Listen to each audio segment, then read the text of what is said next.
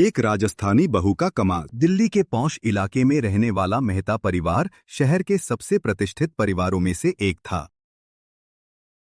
उनके बड़े बड़े बिजनेस थे, आलीशान बंगला, नौकर चाकर, किसी चीज की कमी नहीं थी।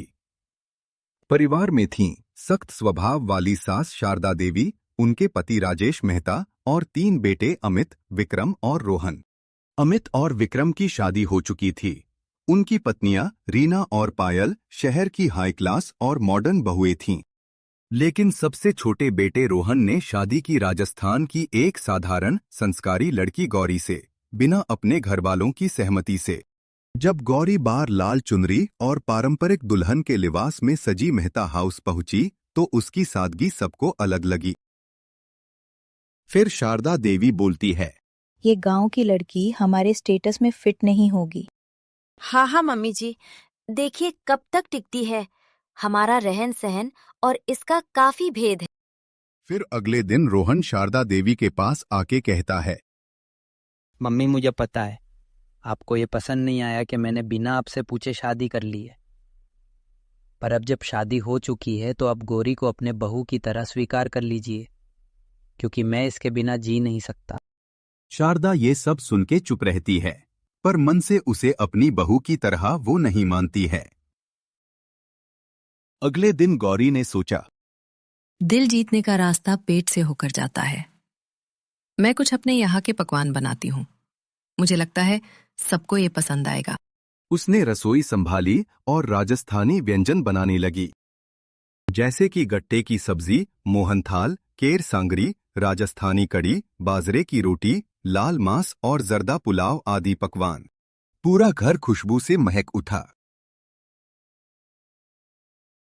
वाह, ऐसा स्वाद तो मैंने जयपुर में भी नहीं खाया। बहू, तुम्हारे हाथों में तो जादू है। तुमने इतने कम समय में इतने सारे पकवान कैसे बनाए बिना किसी की मदद के? हमें तुम पे गर्व है। आओ बहू, पहली रसोई का पहला नेग स्वीकार करो। पापा, ये तो मेरी गौरी है, इसे मैंने ऐसे नहीं चुना मेरे लिए। ये तो लाखों में एक है, इसका किसी और से तुलना ही नहीं है। मेरी गौरी सबसे अच्छी है। शारदा देवी ने भी खाया। स्वाद उसे भी बहुत पसंद आया, लेकिन उसने तारीफ नहीं की और चुप रही। ठीक है, पर ये होटल नहीं है। घर के काम भी संभालना सीखो। मेरे हिसाब से चलना पड़ेगा। ये घर मेरा है और यहाँ मेरी हुकूमत चलती है। गौरी मुस्कुरा के बोलती है, हाँ जी मम्मी जी, आप जैसा कहेंगे मैं वैसा ही करूंगी। मैं आपको शर्मिंदा नहीं करूंगी। छोटी बहू करती और बड़ी बहुएं मजे मारती। जैसे तैसे 1 महीना बीत गया। फिर एक दिन कुछ हुआ। शारदा देवी की तबीयत अचानक बिगड़ गई। घर की बाकी बहुएं पार्टी में जाने की तैयारी कर रही थीं। फिर रीना बोलती है, मम्मी जी को डॉक्टर दिखा देंगे, हमें देर हो रही है। पर गौरी जाके शारदा देवी की सेवा करती है। सारे तानों को भूलकर अपने मन में अपने सास के विरुद्ध कुछ भी नहीं रखती है। मम्मी जी आप आराम कीजिए, मैं आपके लिए हल्दी वाला दूध लाती हूँ, आपको शरीर में ताकत मिलेगी। शारदा देवी ने आंखें खोली तो देखा गौरी उसके पास बैठी हुई थी। फिर शारदा देवी मन ही मन सोचती कि तो सच में घर को अपना मानती है, पर फिर भी मुझे इस पे भरोसा नहीं है। अगर ये दिखावा नहीं कर रही है तो वो बहुत जल्दी पता चल जाएगा। कितना दूध का दूध और पानी का पानी। शारदा देवी ने अनजाने में कुछ सुना। फिर पायल बोलती है, मम्मी जी तो बस स्टेटस देखती हैं, उन्हें क्या पता असली घर कौन संभालता है। उन्हें तो बस ताना मारना और झूठी दिखावा करना आता है। इतनी भोली बनती है ना, किसी को पता भी नहीं चलता। और कभी कभी तो डैडी जी भी उनके यूजलेस बातों में आ जाते हैं। कहती है घर उनकी है तो हुकूमत भी उनकी है। ऐसे करते हैं, हुकूमत क्यों?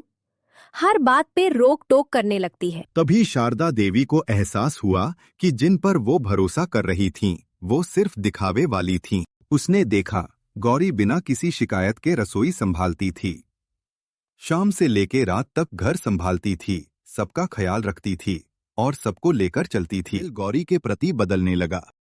शहर में एक बड़े कुकिंग शो का आयोजन हुआ।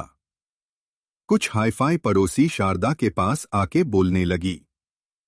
ओहो शारदा, डोंट यू नो, हमारे दिल्ली में एक बहुत ही रिनाउंड कुकिंग कंपटीशन होने वाला है।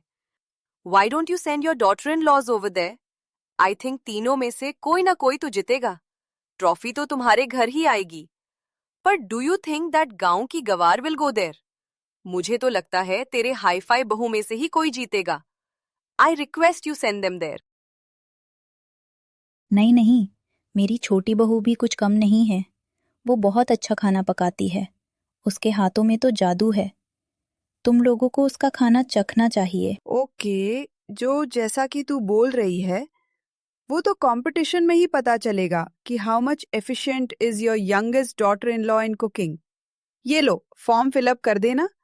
अब कौन कौन जाएगा ये तो भाई तू जाने, और तेरी बहुएं, may the best woman in your house win.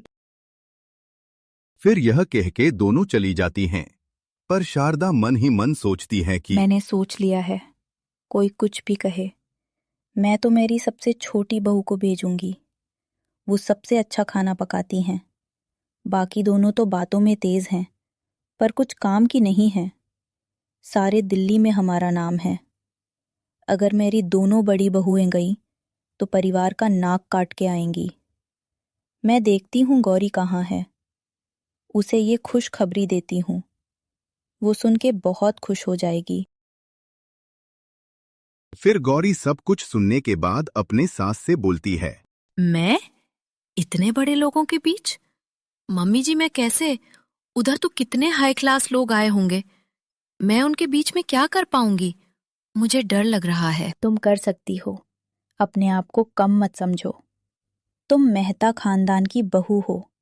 दिखा दो कि तुम भी किसी से कम नहीं हो। आज मैं तुम्हारे साथ हूं, चाहे दुनिया जो कहे। मुझे तुम पे पूरा भरोसा है। ये कंपटीशन तुम ही जीतोगी। एक माँ का आशीर्वाद उसके बेटी के साथ है। गौरी की आंखों में खुशी के आंसू आ गए। उस वक्त उसे ऐसा लगा कि उसे सारी दुनिया मिल गई हो। भव्य मंच, बड़े बड़े शेफ, कैमरे, दर्शक। गौरी ने अपने गांव की पहचान वाले व्यंजन चुने, जैसे कि दाल बाटी चूरमा और गट्टे की स्पेशल सब्जी। फिर एक जज ने चखा और बोल पड़ा, ये सिर्फ खाना नहीं, परंपरा और भावना का स्वाद है। राजस्थान के बड़े बड़े होटल में भी ऐसा टेस्टी खाना नहीं मिलेगा। इसमें कुछ अलग बात है। फिर दूसरा जज पूछता है, वैसे आप कहाँ से हो? जी सर, मैं जैसलमेर राजस्थान के एक छोटे से गांव से आती हूँ। अरे आप ऐसा क्यों कहती हो? यहाँ छोटा बड़ा कुछ भी नहीं, यहाँ सब एक है। पर मेरे हिसाब से आपने तो आज किसी 5 स्टार होटल से कम खाना नहीं पकाया है। आपको तो हार्ट्स ऑफ कहता हूं मैं। अंतिम घोषणा हुई और पता चला कि और इस साल की विजेता है गौरी मेहता। फिर गौरी को पुरस्कृत किया गया। हाथों में ट्रॉफी था और आंखों में जित की चमक। एक न्यूज चैनल में उसे बुलाया गया और उसे पूछा गया, आप इसका श्रेय किसे देती हैं और क्यों? हाँ जी, मैं इसका श्रेय तो पहले अपने ऊपर वाले को देती हूँ और फिर अपनी माँ समान सास को देती हूँ, जिनके प्यार और भरोसे के बिना ये तो संभव नहीं था। फिर जब गौरी घर लौटती है तब ये सिर्फ मेरी बहू नहीं, मेरी बेटी है। इसने मुझे सिखाया कि असली शान संस्कार और मेहनत में होती है, स्टेटस में नहीं। फिर रोहन बोलता है, Gauri, my love, I always knew that you are the अब बेस्ट। घर में हर त्योहार पर गौरी की बनाई राजस्थानी खाना खास होती थी। रीना और पायल भी उससे सीखने लगीं। मेहता परिवार अब सिर्फ अमीरी से नहीं, बल्कि संस्कार और प्यार से भी अमीर था। कभी कभी जिन्हें हम कम समझते हैं, वही हमारी असली ताकत बन जाते हैं। गौरी ने साबित कर दिया, सच्चा सम्मान दिल जीतने से मिलता है, दिखावे से नहीं।